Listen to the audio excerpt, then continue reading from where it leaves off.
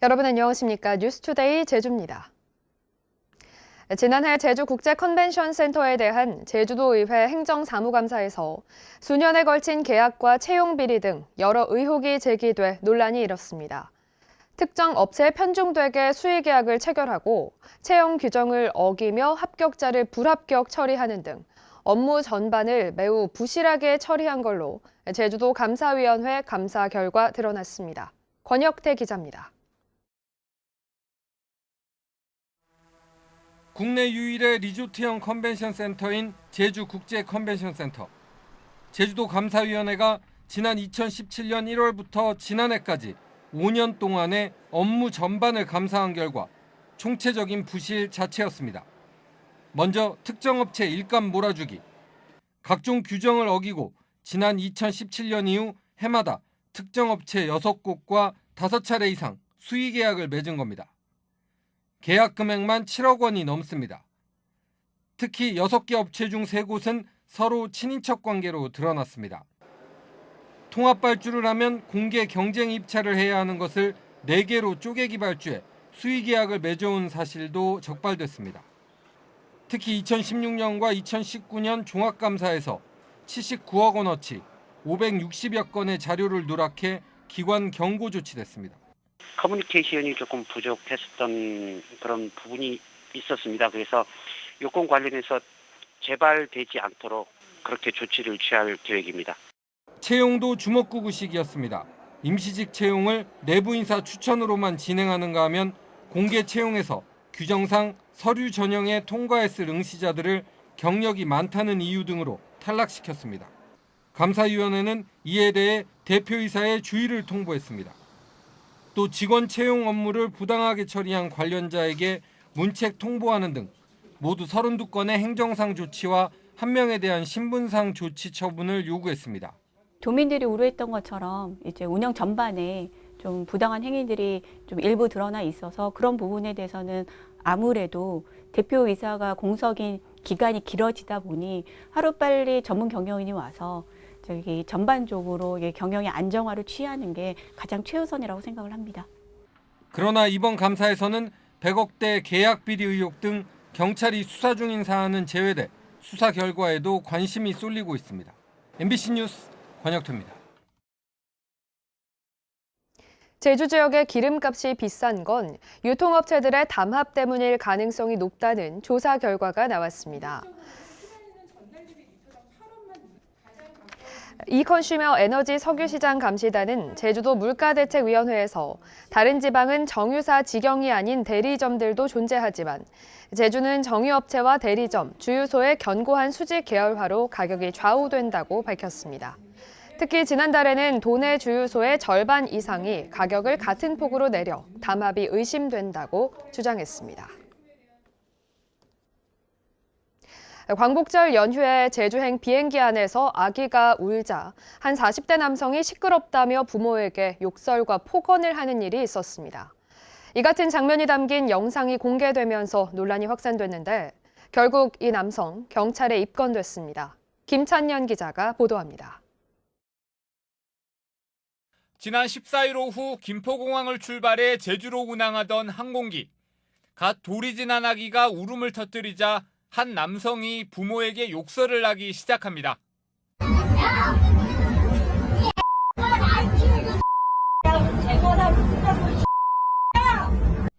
분이 풀리지 않자 통로에 서서 협박하듯 욕설을 이어갑니다.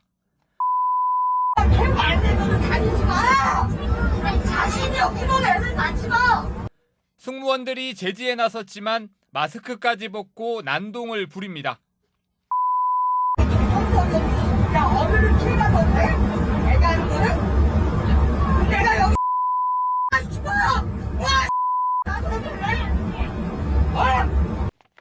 이 같은 소동은 아기의 가족들이 자리를 옮길 때까지 10여 분 동안 이어졌는데 당시 항공기에 탔던 한 제주도민이 휴대폰으로 촬영해 언론에 제보하면서 알려졌습니다. 심각하다. 그래서 빨리 그 증거 영상을 남겨서 도와드려야겠다라는 생각이 들어가지고 이제 영상을 바로 찍게 됐고요. 항공사 측은 제주공항에 도착하자 경찰에 신고했고 욕설을 한 승객은 곧바로 제주공항 경찰대에 넘겨졌습니다. 결국 제주 서부경찰서는 경기도에 사는 46살인 남성을 항공보안법 위반 혐의로 입건했습니다. 경찰은 또 이 남성이 마스크를 벗은 뒤 멱살을 잡고 침을 뱉었다는 목격자의 진술에 따라 폭행과 감염병관리법 위반 혐의를 적용할지도 검토하고 있습니다. 최근 4년 동안 국내 항공기 내 불법 행위는 연평균 400여 건, 운항 중 폭행이나 소란행위는 기내 테러에 버금가지만 3년 이하의 징역이나 3천만 원 미만의 벌금에 그쳐 불법 행위가 끊이질 않는다는 지적도 나오고 있습니다. MBC 뉴스 김찬현입니다. 제주도가 최근 1조 4천억 원 규모의 자연재해 저감 종합계획을 발표하며 상습 침수지인 제주시 화북천에 저류지 유입부를 확대하고 교량을 추가 설치하겠다고 밝혔는데요. 주민들은 제주도가 침수 원인을 하구 매립 때문으로 진단하고도 엉뚱하게 저류지 확대 대책을 추진하려 한다며 반발하고 나섰습니다. 김항섭 기자입니다.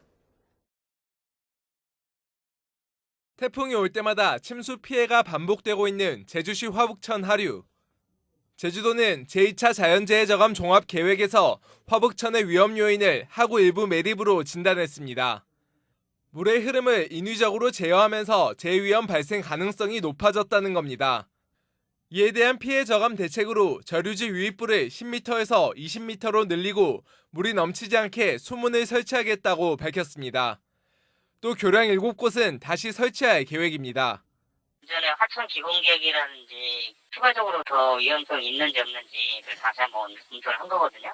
그 의견이 있는지 한번 다시 한번 확인해보고. 제주도의 이 같은 계획에 주민들은 강하게 반발하고 나섰습니다. 재해 원인으로 지목된 지난 1992년 매립된 하구를 물이 흐를 수 있게 다시 터놓으면 될 것을 엉뚱하게 저류지 시설을 확대하려 한다는 겁니다. 그 예산 갖고 본류대만 물길 하나만 더 터버리면은 아무 이상 없는 것을 토목공사하는데 그 돈만 낭비하는 거 아닙니까? 시민단체도 지난 2004년 제주도가 하천정비 기본계획을 통해 현재 48m인 화북천 하류 하폭을 71m로 고시만 해놓고 관련 규정이나 계획은 손해보지 않고 있다고 지적했습니다. 막힌 화북천의 본류를 먼저 복원하는 것부터 검토가 돼야 된다 생각입니다. 주민들의 의견이 제대로 형식적이 아니고 실질적으로 반영되도록. 화북천 인근 주민들은 매립된 화북천의 옛 물길을 복원해야 한다는 내용의 의견서를 제주도에 제출하고 자연재해 저감 종합계획 공청회를 추가로 열라고 요구하고 있어 논란이 커질 것으로 보입니다. MBC 뉴스 김항섭입니다.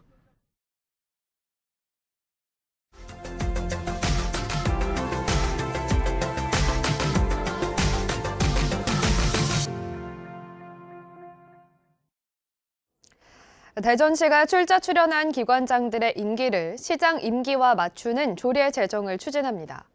시정 철학을 같이 하는 기관장들의 안정적인 사업 운영이 기대되지만 현실적인 한계와 장애들을 어떻게 뚫을지가 관건입니다. 대전 MBC 조영찬 기자가 보도합니다. 대전에는 14개 출자 출연 기관과 4개 공기업이 있습니다. 이 가운데 시장이 위원장을 맡거나 법으로 임기를 정해놓은 기관과 공기업 등 8곳을 빼고 10개 기관의 임기를 통일시키는 조례 제정이 추진 중입니다. 현재 대부분 기관장들의 임기는 3년으로 돼 있어 4년인 시장 임기와 맞지 않습니다. 이를 2년으로 통일하고 연임이 가능하게 하되 시장 임기와 함께 끝내게 하면 시정 철학을 같이 하는 기관장들의 일관된 사업 추진이 가능하게 된다는 겁니다.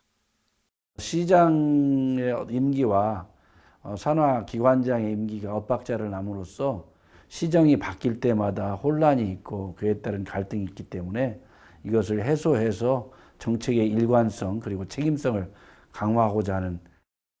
관련 조례는 올해 안에 제정돼 내년부터 적용될 예정인데 과제와 우려도 상존합니다. 시가 추진하는 조례안에도 나와 있듯이 법에서 임기를 정했거나 조례 제정 전에 정해놓은 기관장들의 임기는 강제로 끝낼 수 없습니다. 실제 임기 단축 대상으로 지목된 10개 기관장들의 임기는 내년까지가 대부분이고 오는 2024년 하반기까지인 곳도 있습니다.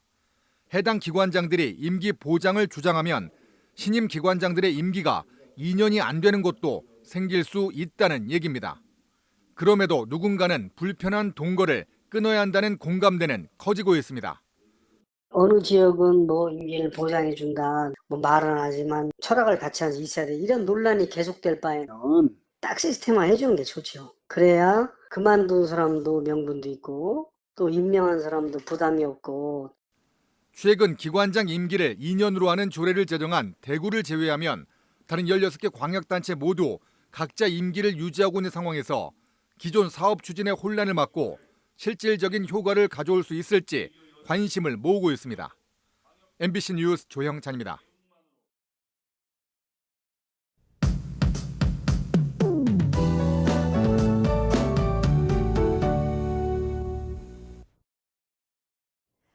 현재 제주 대부분 지역에서 비가 강하게 오고 있습니다. 정체전선이 밤사이 남해상으로 내려오면서 제주에 호우특보가 내려졌는데요. 제주 동부와 산지에는 호우경보가, 또 제주 서부와 남부 지역, 또 방금 전 북부 지역에도 호우주의보가 발효됐습니다. 오늘 비가 많이 와서요. 배수구나 맨홀에서는 물이 역류할 가능성이 있기 때문에 접근은 자제하시고요. 가시거리도 굉장히 짧습니다. 교통안전에 유의하시기 바랍니다. 비는 밤까지 이어지겠습니다. 제주에는 20에서 70mm, 많게는 120mm 정도로 올 수도 있겠는데요. 남쪽에서 유입되는 습한 공기와 또 북쪽에서 유입되는 찬 공기가 서로 부딪히면서 비구름대가 강하게 발달하겠습니다. 비가 오는 동안 천둥 번개가 치기도 하겠고요. 또 시간당 30mm 안팎으로 강하게 올 수도 있겠습니다. 주의하시기 바랍니다. 비가 오면서 폭염특보는 해제됐는데요. 밤사이에 기온이 25도를 넘어서면서 곳곳에 열대야가 이어졌습니다. 현재 기온 북부와 서부 지역 28도로 시작하고 있고요. 남부와 동부 지역은 25도를 보이고 있습니다. 한낮 더위는 조금 누그러들겠습니다. 북부와 동부 지역 30도, 서부와 남부 지역 29도에 그치면서 오늘 비교적 선선하겠습니다. 도서 지역도 늦은 오후까지 비가 내리겠습니다. 물결은 제주 앞바다에서 1에서 2.5m 안팎으로 잔잔하겠고요. 남쪽 먼바다에서는 물결이 최고 3m까지 높게 일겠습니다. 비가 그친 뒤 금요일에는 다시 낮 기온이 34도까지 오르면서 날이 더워지겠고요. 일요일에는 비가 내릴 것으로 예상됩니다. 기상정보였습니다. 제2차 세계대전 종전 당시 소련이 제주도의 점령을 검토했다는 문서가 발견됐습니다. 일본 요미우리 신문은 소련 해군과 참모본부가 1945년 8월 작성한 문서에 제주도와 부산항, 일본 홋카이도와 스시마 등을 점령해야 한다는 내용이 있었다고 보도했습니다. 일본 학계는 소련 군부가 태평양의 출입구가 되는 해역에서 항행의 자유로 연결되는 전략적 거점을 모두 장악하고 싶어 했다고 분석했습니다. 신임 제주도 경제통상진흥원장에 오재윤 씨가 임명됐습니다. 제주도는 제주도 국제통상협력실장과 기획관리실장, 제주도 개발공사 사장을 지낸 오재윤 씨를 신임 경제통상진흥원장에 임명했습니다. 오재윤 신임 원장의 임기는 오는 2025년 8월까지 3년입니다. 제주도는 또 임기 2년에 제11대 제주문화예술재단 이사장에 김수열 전 제주도 문화예술위원회 위원장을 임명했습니다.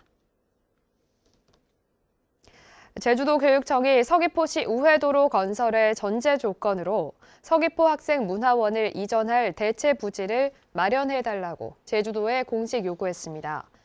제주도교육청은 제주도에 보낸 공문에서 이같이 밝히고 방음벽과 과속 단속 카메라, 과속 방지턱과 교통신호등 설치가 필요하다는 의견을 제시했습니다. 제주도는 1차 협의해서 교육부 소유 국유지를 제시했지만 교육청은 매입 절차가 까다롭다며 거부했습니다. 나흘 동안 이어진 광복절 연휴 기간 제주를 찾은 관광객이 18만 명을 넘어선 것으로 잠정 집계됐습니다. 제주도 관광협회에 따르면 광복절 연휴에 항공기와 여객선으로 제주를 찾은 관광객은 18만 2천여 명으로 지난해 같은 기간보다 20% 늘었습니다. 이는 당초 관광협회가 예상했던 17만여 명보다 7%가량 많은 겁니다. 제주도 농업기술원은 최근 키위 과수원에서 볼록 총체벌레 피해가 증가하고 있다며 농가에 철저한 방제를 당부했습니다. 볼록 총체벌레는 지난 5월 중순부터 늘어나기 시작해 키위 잎의 조직을 파괴하고 수확기 열매를 흑갈색으로 변하게 하는 피해를 입히는데 농업기술원은 올여름 고온 현상으로 피해가 확산될 우려가 있어 각별히 주의해달라고 요구했습니다. 국립수산과학원은 최근 대형 노무라입깃 해파리가 연안에 많은 양이 유입됨에 따라 해수욕장과 어업 현장에서 쏘임 사고에 주의해달라고 당부했습니다. 노무라입깃 해파리는 독성이 강하고 0.8m에서 1m 이상의 큰 개체가 해류 등에 떠밀려 나타나는 경우가 많은데 국내 연안에서의 출현율은 지난달 말 30%에서 지난주 44%로 상승했습니다.